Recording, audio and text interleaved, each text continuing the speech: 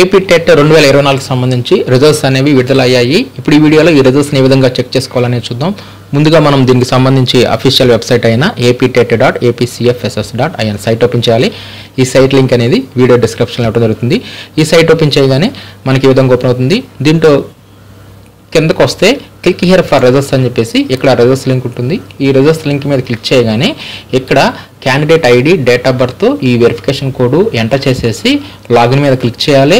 ఇలా లాగిన్ అవ్వగానే మనకి మన యొక్క టెట్కి సంబంధించి ఆ మార్క్స్ ఎన్ని వచ్చాయి అనేది ఇక్కడ మనకి కనిపిస్తుంది.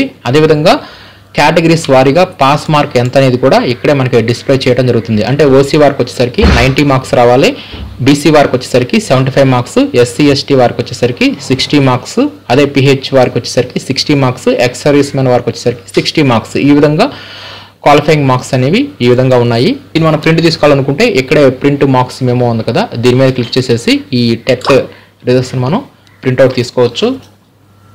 ఈ విధంగా ఏపీ టెట్ 2024కి సంబంధించి ఈ రిజల్ట్స్ను ఈ విధంగా ఈజీగా డౌన్లోడ్ చేసుకోవచ్చు.